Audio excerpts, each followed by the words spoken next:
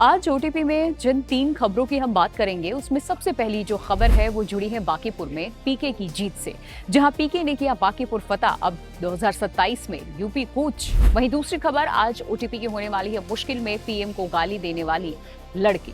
इसके अलावा तीसरी खबर जो आज हम आपके सामने लेकर के आए हैं, अब टुकड़े टुकड़े हो जाएगा पाकिस्तान। क्यों ऐसा कह रहे हैं, वहां की पूरी तस्वीर रिपोर्ट आपके सामने हम रखेंगे। तो सबसे पहली खबर पर आते हैं।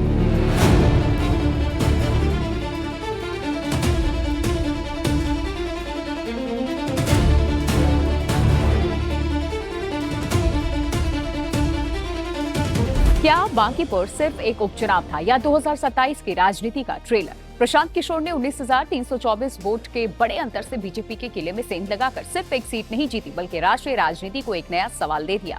क्या बिहार से निकला ये प्रयोग अब उत्तर प्रदेश तक पहुंचेगा? क्या बीजेपी का परंपरागत वोट बैंक दरक रहा है? क्या विपक्ष को राहुल गांधी या अखिलेश यादव से अलग एक नया एंटी बीजेपी चेहरा मिल गया? और सबसे बड़ा सवाल, क्या बांकीपुर की जीत के बाद पीके का अगला मिशन यूपी 2027 होगा? यही इस चुनाव की सबसे बड़ी राजनीतिक कहानी है। देखिए, बिहार की बांकीपुर विधानसभा सीट का उपचुनाव अब सिर्फ एक विधानसभा सीट का परिणाम तक नहीं रह गया। ये नतीजा राष्ट्रीय राजनीति में एक नए समीकरण की शुरुआत माना जा रहा है। जन स्वराज पार्टी के अध्यक्ष प्रशांत किशोर ने 19,324 वोटों के बड़े अंतर से जीत दर्ज कराते हुए 64,151 वोट हासिल किए, जबकि बीजेपी उम्मीदवार नीरज कुमार 44,827 वोटों पर सिमट गए। कांग्रेस गठबंधन की उम्मीदवार रेखा कुमारी केवल 14,273 वोट पर सिमटी। इन आंकड़ों ने 3 बड़े संदेश दिए। पहला, बीजेपी का मजबूत गढ़ भी टूट सकता है। दूसरा, पारंपरिक विपक्ष हर जगह विफल नहीं रह गया।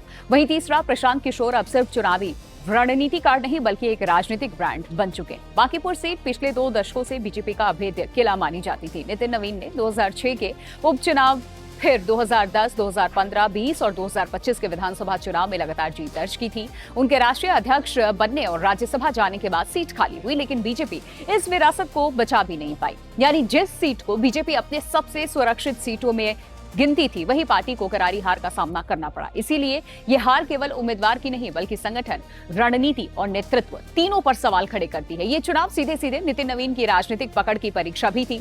वर्षों तक जिस सीट पर उनका प्रभाव माना जाता था, वहां बीजेपी की हार ये संकेत देती है कि व्यक्तिगत प्रभाव और संगठनात्मक पकड़ में अंतर होता है। अब सवाल सिर्फ इतना नहीं रहेगा कि बीजेपी क्यों हारी, बल्कि ये भी पूछा जाएगा कि क्या नितिन नवीन अपनी राजनीतिक विरासत सुरक्षित रखने में सफल रहे। ये जीत सिंबॉलिक है। प्रशांत किशोर अब ये संदेश देने की स्थिति में है कि वो सिर्फ चुनाव जिताने वाले रणनीतिकार नहीं बल्कि खुद चुनाव जीतने वाले नेता भी बन गए हैं। यहीं से राष्ट्रीय राजनीति का नया अध्याय शुरू होता है। अगर कोई विपक्षी दल बीजेपी के खिलाफ एक नया गैर पारंपरिक चेहरा तलाश रहा है तो प्रशांत किशोर का नाम स्वाभाविक रूप से चर्चा में आएगा। यूपी, पंजाब और उत्तराखंड जैसे राज्यों में अगले साल विधानसभा चुनाव होने, ऐसे में विपक्ष चाहे तो प्रशांत किशोर को एक राष्ट्रीय एंटी बीजेपी प्रचार के रूप में इस्तेमाल भी कर सकता है। इस चुनाव का सबसे चौंकाने वाला पहलू बीजेपी की हार नहीं बल्कि आरजेडी कांग्रेस गठबंधन का तीसरे स्थान पर पहुंच जाना भी है। रेखा कुमारी चुनावी लड़ाई में कहीं दिखाई ही नहीं दी। इससे ये संदेश गया कि एंटी बीजेपी वोट अब सिर्फ पारंपरिक विपक्ष के साथ नहीं बल्कि मतदाता अगर नया विकल्प देखता है तो ये उसके साथ भी जा सकता है। राजनीतिक गलियारों में ये चर्चा भी रही कि कांग्रेस के कुछ नेताओं का झुकाव पर्दे के पीछे प्रशांत किशोर की ओर था। भले ही इसकी आधिकारिक पुष्टि न हुई हो, लेकिन चुनावी चर्चाओं में ये मुद्दा लगातार बन रहा है। यही कारण है कि ये परिणाम विपक्षी एकता पर भी गंभीर सवाल खड़े करता है।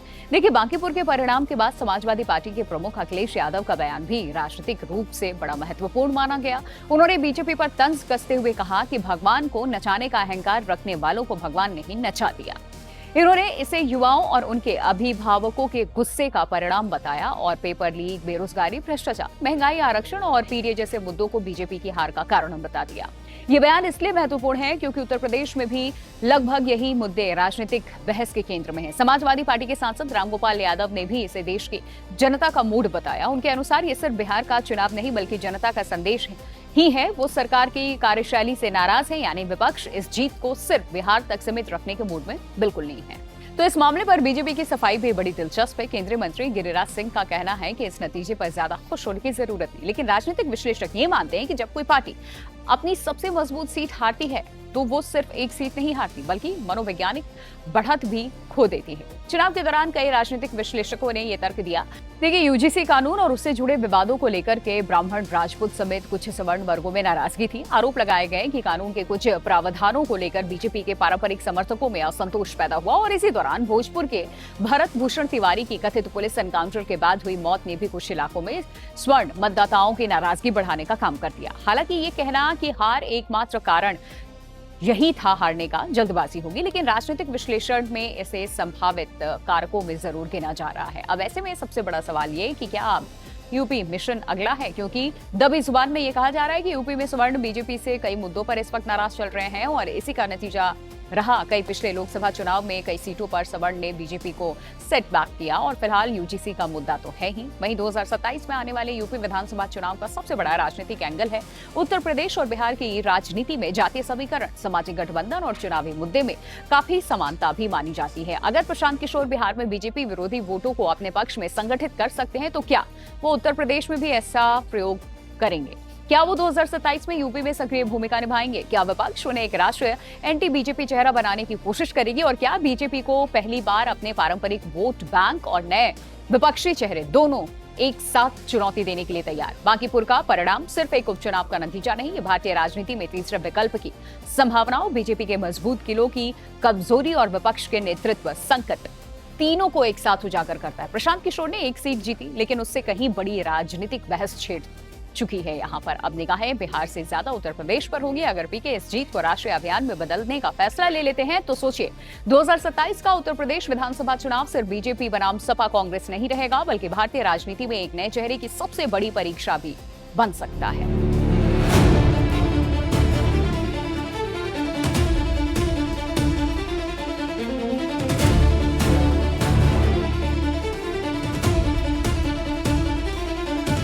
अब आते हैं आज की दूसरी स्टोरी पर। दिल्ली के जंतर मंतर पर प्रधानमंत्री नरेंद्र मोदी के खिलाफ विवादित टिप्पणी करने वाली नोएडा की किशोरी रुचिका सिंह का मामला अब केवल एक वायरल वीडियो या एफआईआर तक सीमित नहीं रह गया। देखिए, अदालत, पुलिस, सोशल मीडिया, नाबालिग के अधिकार और अभिव्यक्ति की स्वतंत्रता, ये सभी सवाल अब इस मामले के केंद्र में। पीएम मोदी की ओर से माफ करने का संदेश आने के बाद दिल्ली पुलिस ने एफआईआर खारिज कर दी, लेकिन कानूनी राहत मिलने के बावजूद रुचिका और उसकी मां की मुश्किलें खत्म नहीं हुई। अब दावा है कि धमकियों और पता लीक होने के कारण उन्हें 3 बार घर बदलना पड़ा। आखिर पूरा मामला क्या है, आइए आपको बताते हैं। देखिए, दिल्ली के जंतर मंतर पर हुए छात्र आंदोलन के दौरान प्रधानमंत्री नरेंद्र मोदी के खिलाफ आपत्तिजनक और अभद्र भाषा का इस्तेमाल करने वाली नोएडा की किशोरी रुचिका सिंह पिछले कई दिनों से लगातार सुर्खियों में बनी हुई है।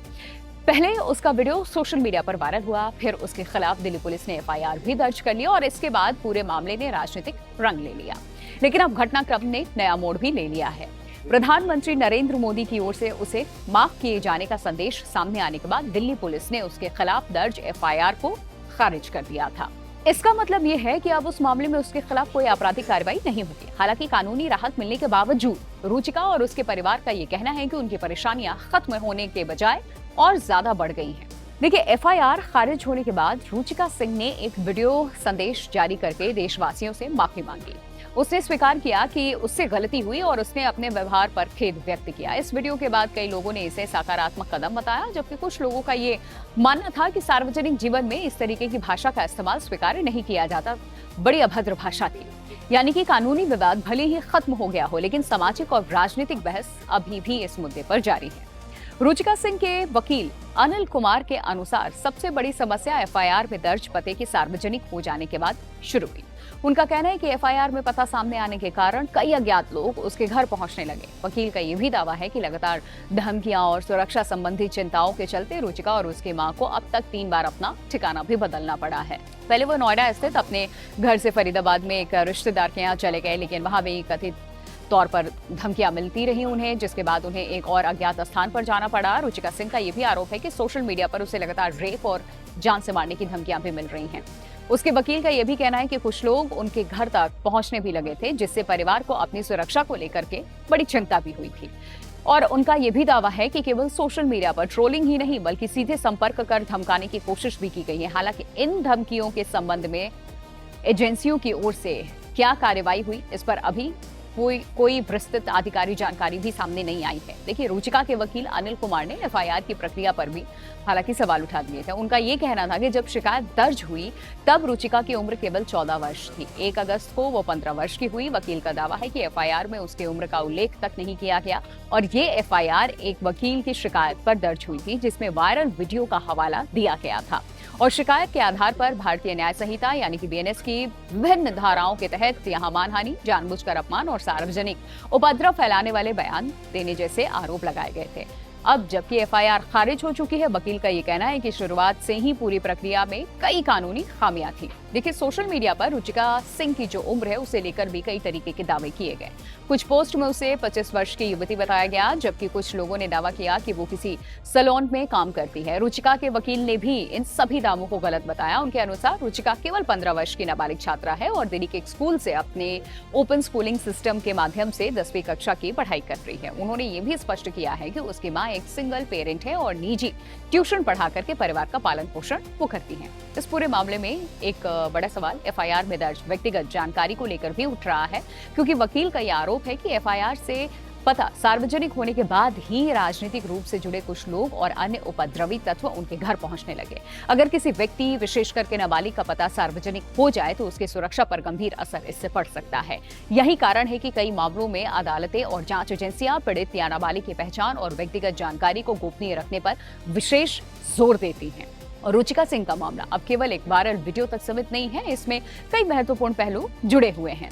देखिए, सबसे पहले तो अभिव्यक्ति की स्वतंत्रता और उसकी सीमाएं, इसके अलावा सार्वजनिक पदों पर बैठे व्यक्तियों के प्रति भाषा की मर्यादा, नाबालिगों से जुड़े मामलों में कानूनी प्रक्रिया, सोशल मीडिया पर ट्रोलिंग और ऑनलाइन धमकियां, एफआईआर में व्यक्तिगत जानकारी की सुरक्षा, ये सारे मामले हैं और इन्हीं कारणों से ये पूरा जो मामला है कानूनी, सामाजिक और राजनीतिक तीनों स्तर पर चर्चा का विषय बना हुआ है। रुचिका सिंह के खिलाफ दर्ज एफआईआर भले ही अब खारिज हो चुकी हो और उसमें सार्वजनिक रूप से माफी भी मांग ली है उसने, लेकिन उसके परिवार का ये दावा है कि अब भी सुरक्षा संबंधी गंभीर चुनौतियों का उन्हें सामना करना पड़ता है। दूसरी ओर सोशल मीडिया पर फैली गलत जानकारियां और कथित धमकियों ने इस विवाद को और संवेदनशील बना दिया है। आने वाले समय में अब ये देखना होगा कि कथित धमकियों की जांच किस दिशा में बढ़ती है और क्या संबंधित एजेंसियां परिवार की सुरक्षा को लेकर के कोई अतिरिक्त कदम उठाती हैं जो ठोस हो, या ये मामला केवल एक विवादित बयान का बन के रहेगा, जो कि है नहीं। कानूनी और निजता, नाबालिगों की सुरक्षा, डिजिटल युग में जिम्मेदार व्यवहार से जुड़े कई अहम सवाल भी अपने सामने ये पूरा मामला खड़े कर रहा है।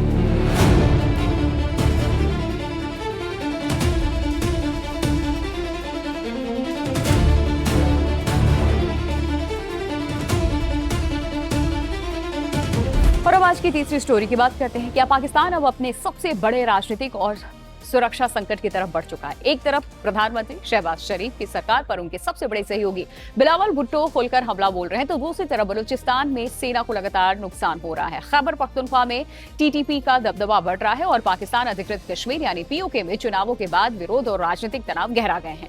सबसे चौंकाने वाली चर्चा यह है कि सेना कथित तौर पर इन अशांत क्षेत्रों को छोटे छोटे प्रशासनिक हिस्सों में बांटने की रणनीति पर विचार कर रही है। पाकिस्तान आज शायद अपने सबसे गंभीर आंतरिक संकटों में से एक का सामना कर रहा है। देखिए, आर्थिक बदहाली, राजनीतिक अस्थिरता, आतंकवाद और अलगाववादी आंदोलनों ने देश को ऐसे मोड़ पर लाकर खड़ा कर दिया है जहां हर नया घटनाक्रम सत्ता के लिए खतरे की घंटी बनता जा रहा है। तो सबसे बड़ा राजनीतिक झटका तब लगा जब पाकिस्तान पीपुल्स पार्टी यानी कि पीपीपी के चेयरमैन बिलावल भुट्टो जरदारी ने सीधे प्रधानमंत्री शहबाज शरीफ पर हमला बोल दिया। पीओके चुनाव में धांधली, हिंसा और विपक्ष को डराने के आरोप लगाते हुए बिलावल ने सार्वजनिक मंच से कहा कि आपका काउंटडाउन शुरू हो चुका है। दरअसल ये बयान इसलिए भी महत्वपूर्ण है क्योंकि शहबाज शरीफ की सरकार संसद में पीपीपी के समर्थक पर टिकी हुई है। अगर पीपीपी समर्थन वापस लेने का फैसला करती है तो सरकार का बहुमत खतरे में पड़ सकता है। इसीलिए बिलावल का बयान सिर्फ राजनीतिक भाषण नहीं बल्कि सत्ता के समीकरण बदलने का संकेत माना जा रहा है। यहीं से पाकिस्तान का दूसरा और ज्यादा खतरनाक संकट शुरू होता है। राजनीतिक अस्थिरता के साथ साथ पाकिस्तान 3 बड़े सुरक्षा मोर्चों पर दबाव झेल रहा है। देखिए, बलूचिस्तान, खैबर पख्तूनख्वा और पाकिस्तान अधिकृत कश्मीर यानी पीओके, तीनों इलाकों की परिस्थितियां अलग हैं, लेकिन चुनौती एक है। इस्लामाबाद की पकड़ लगातार कमजोर पड़ती दिखाई दे रही है। इसके अलावा बलूचिस्तान में बलूच लिबरेशन आर्मी यानी कि बीएलए लगातार पाकिस्तानी सेना और चीन समर्थित परियोजनाओं को निशाना भी बना रही है। दूसरी ओर खैबर पख्तूनख्वा में तहरीक-ए-तालिबान पाकिस्तान यानी टीटीपी सुरक्षा बलों पर लगातार हमले कर रही है। वहीं पीओके में चुनावों के बाद राजनीतिक तनाव और विरोध प्रदर्शनों ने नई बहस भी छेड़ दी है। और इस पृष्ठभूमि में पाकिस्तान में ये चर्चा तेज हो चुकी है कि सेना अशांत क्षेत्रों को छोटे छोटे प्रशासनिक हिस्सों में बांटने की रणनीति पर विचार भी कर रही है, ताकि सुरक्षा बलों के लिए नियंत्रण आसान बनाया जा सके। हालांकि ऐसी योजनाओं पर आधिकारिक और स्वतंत्र पुष्टि उपलब्ध नहीं होती है और न है, लेकिन इस तरीके की चर्चाएं पाकिस्तान के भीतर गहराते संकट को जरूर दिखाती हैं और सबसे ज्यादा चिंता बलूचिस्तान को लेकर दिखाई देती है। बलूचिस्तान पाकिस्तान का सबसे बड़ा प्रांत है, जहां प्राकृतिक संसाधनों की भरमार है। इसके बावजूद दशकों से अलगाववाद और सैन्य अभियान चलते आ रहे हैं। हाल के महीनों में बलूच लड़ाकों ने कई बड़े हमलों को अंजाम दिया, जिसमें सुरक्षा बलों को नुकसान पहुंचाने की खबरें सामने आई। पाकिस्तानी सेना ने अलग अलग सैन्य अभियान शुरू किए हैं, लेकिन विद्रोही संगठन गोरिल्ला रणनीति अपना करके लगातार चुनौती दे रहे हैं। बलूचिस्तान का विशाल पहाड़ी और दुर्गम भूगोल पारंपरिक सैन्य अभियानों को बेहद कठिन बना देता है। स्थिति की गंभीरता का अंदाजा इस बात से लगाया जा सकता है कि क्वेटा स्थित पाकिस्तान वायुसेना के कई एयरबेस, नौसेना के ग्वादर, ओरमारा, पसानी और जीवानी जैसे जो ठिकाने हैं मजबूती से यहाँ पर डटे हुए हैं और बंदरगाह भी है, जिससे चीन पाकिस्तान आर्थिक गलियारे की रीढ़ माना जाता है। सभी सुरक्षा दृष्टि से अत्यंत संवेदनशील भी हैं और इस क्षेत्र में अस्थिरता बढ़ती है तो इसका असर केवल पाकिस्तान ही नहीं बल्कि चीन के रणनीतिक हितों पर भी पड़ सकता है। दूसरी ओर खैबर पख्तूनख्वा में टीटीपी की गतिविधियां पाकिस्तान की सुरक्षा व्यवस्था के लिए बड़ी चुनौती बनी हुई है। सीमावर्ती इलाकों में लगातार हमले ये संकेत देते हैं कि आतंकवाद विरोधी अभियान अपेक्षित सफलता हासिल नहीं कर पाए। पीओके में भी चुनावी विवादों और राजनीतिक आरोप प्रत्यारोप ने सरकार पर अतिरिक्त दबाव बढ़ा दिया है। बिलावल भुट्टो द्वारा चुनावी धांधली के आरोपों ने इस मुद्दे को राष्ट्रीय राजनीति के केंद्र में ला दिया है। अब इन घटनाओं के बीच में सबसे महत्वपूर्ण सवाल सेना प्रमुख जनरल असीम मुनीर की भूमिका को लेकर उठ रहा है। पाकिस्तान में इतिहास गवाह ये रहा है कि जब भी राजनीतिक संकट गहराता है, सेना की भूमिका निर्णायक रही है और इसलिए सरकार और पीपीपी के रिश्ते और बिगड़ते हैं तो आने वाले दिनों में सत्ता का समीकरण पूरी तरीके से बदल सकता है। पाकिस्तान इस समय एक साथ कई मोर्चों पर गंभीर दबाव झेल रहा है, राजनीतिक, सुरक्षा, आर्थिक और प्रशासनिक। अगर राजनीतिक दलों का टकराव बढ़ता है, सुरक्षा हालात और बिगड़ते हैं और अशांत क्षेत्रों में सरकार का प्रभाव कमजोर होता है तो पाकिस्तान के लिए आने वाले महीने बेहद कठिन साबित हो सकते हैं। यानी कि तस्वीर बिल्कुल साफ है। एक तरफ सत्ता की लड़ाई, दूसरी तरफ बंदूक की चुनौती और तीसरी तरफ जनता का बढ़ता असंतोष। यही तीन मोर्चे आज पाकिस्तान को उसके सबसे कठिन दौर की तरफ धकेलते दिखाई दे रहे हैं। आने वाला समय हालांकि ये तय करेगा इस्लामाबाद इन संकटों पर काबू पाता है या नहीं, लेकिन फिलहाल इतना निश्चित है कि पाकिस्तान के भीतर उभर रहा ये बहुस्तरीय संकट पूरे दक्षिण एशिया की राजनीति और सुरक्षा पर असर डाल सकता है।